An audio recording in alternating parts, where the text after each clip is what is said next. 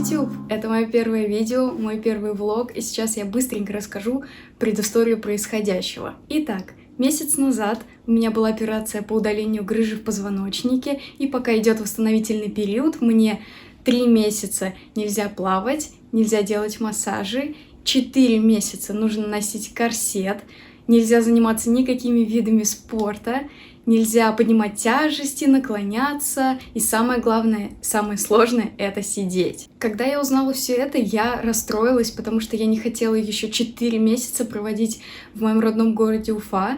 Во-первых, потому что мне не нравится этот город, а во-вторых, весна здесь выглядит, как-то так.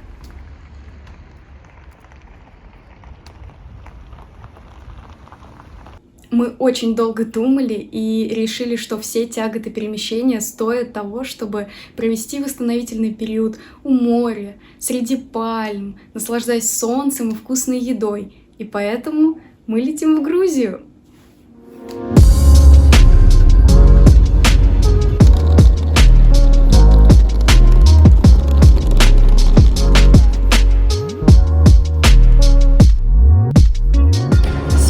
Супер сумбурный день, потому что с 15 числа Россия закрыла авиасообщение с Турцией. Почему именно 15-го? Потому что это именно тот день, в который мы должны были полететь в Стамбул. Вот. Нам, как обычно, везет, и поэтому вчера вечером супер срочно нам пришлось покупать новые билеты на новые даты, и сейчас вот мы в аэропорту и летим в Москву, потому что только там мы сможем сделать экспресс-тест на ковид, и оттуда уже полетим завтра в Стамбул.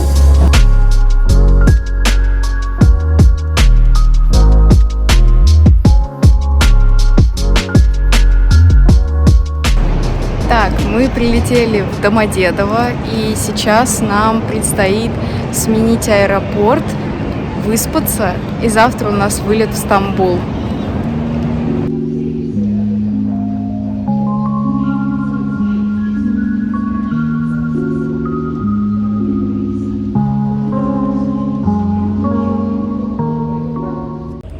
Доброе утро из Шереметьево. Мы сегодня ночевали в такой вот капсуле.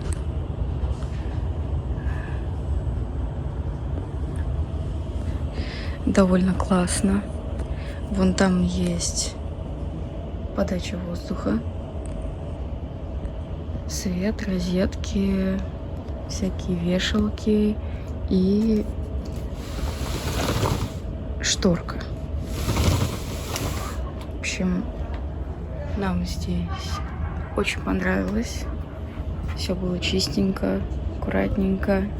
Мы проспали до 8:30, и теперь нужно идти сдавать тест на ковид. Мы все еще в Шереметьево, мы сдали тест.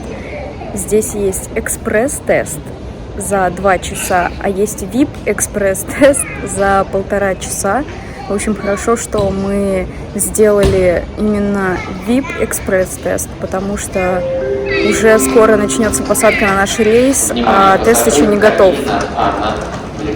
Так, спустя столько моментов невезения нам наконец повезло, потому что когда мы выбирали места в самолете, схема самолета была совсем другая, и мы выбрали самые обычные места, но в итоге мы оказались в каком-то переднем блоке, и тут практически нет людей, и все люди в центральном блоке, их очень много, вот, а у нас практически никого нет.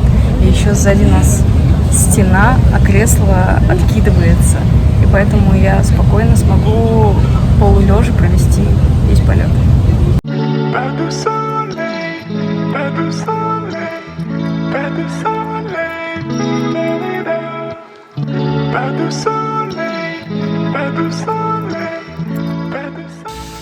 Ну вот мы и в Стамбуле. Я очень рада, что мы добрались сюда, что нас выпустили из России. Завтра мы проведем здесь целый день. А сегодня мы приняли душ наконец-таки и сейчас пойдем искать, где бы поужинать.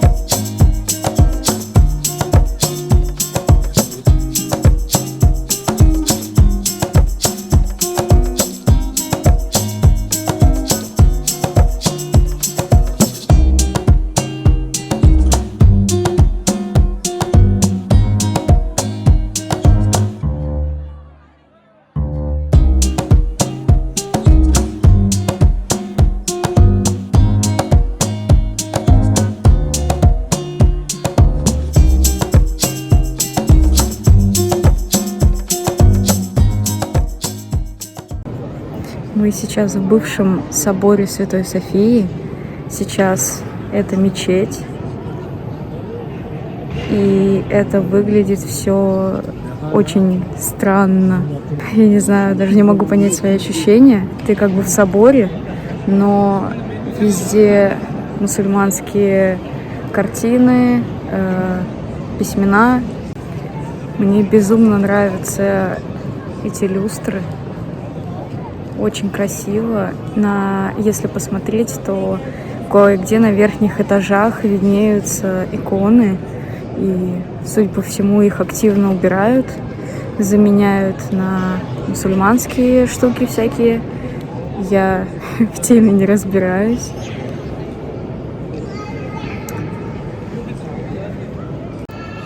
Вот мы можем увидеть, закрыли иконы. Это, конечно, интересное решение.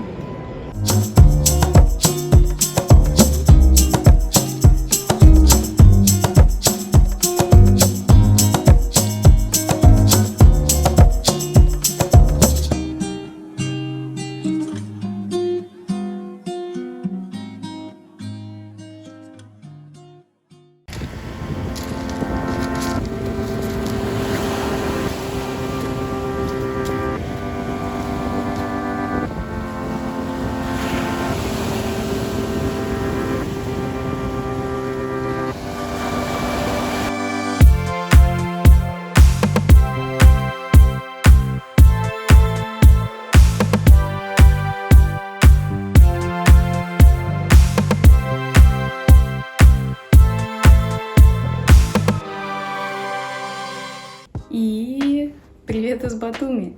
На самом деле мы здесь уже почти неделю. У нас было столько дел, что я не успевала записать видео. Мы решали вопросы с жильем, искали магазины, разгребали завалы на работе, сдавали ковид-тест. В общем, целая куча всего. Итак, если вы досмотрели видео до этого момента, то, скорее всего, у вас возникло несколько вопросов. Например, почему же я рассказывала про свои ограничения с таким довольным лицом и веселой интонацией? Здесь все очень просто, потому что я уже это все приняла. Да, вначале мне было тяжело, первую неделю для меня это была трагедия, но потом я поняла, что на самом деле 4 месяца это не так уж и много, и я очень рада, что я делала эту операцию именно в этом месте, именно в этой больнице, потому что многие люди, которые делали операции точно такие же, как у меня, в других местах, в других городах, они восстанавливаются от года до 2 лет или даже больше. Полгода лежат, не могут встать и потом заново учатся ходить. В общем, очень много кошмаров на эту тему. А мне уже так прекрасно, прошло всего месяц. Время летит быстро, так что уже к июлю я смогу практически полноценно существовать, как раньше, не чувствовать боли и, в общем, начинать уже заниматься, плавать, и все будет классно. Второй момент. Как же я летела в самолетах, если мне нельзя сидеть? Тут тоже все очень просто. Я заранее проконсультировалась со своим врачом, и он разрешил мне сидеть во время взлета, во время посадки, а все остальное время либо лежа, либо стоя. Идем дальше. Третий момент. Люди из Уфы, наверное, скажут: да как же так, такая плохая погода только в начале апреля. И да, действительно, когда я уезжала, уже было тепло, солнечно, все растаяло. Но тут дело даже не в лужах и грязи, а в целом в атмосфере города. Она грустная, серая, даже летом, и в целом она мне не подходит. И это чисто мое субъективное мнение, и я не хочу его никому навязывать. Подводя итог, хочу сказать, что это был не просто переезд, это начало большого путешествия без обратного билета. Мы решили наконец отправиться в приключения, очень давно об этом мечтали, но все время что-то останавливало, и теперь мы наконец взяли все самое необходимое и вырвались. Грузия — наша первая точка, здесь мы будем находиться до момента снятия моих физических ограничений, а дальше путешествие продолжится. Ну вот и все. Спасибо, что смотрели это видео до конца. Если у вас есть какие-то ко мне вопросы, я буду рада ответить на них в комментариях. Еще увидимся. Пока-пока!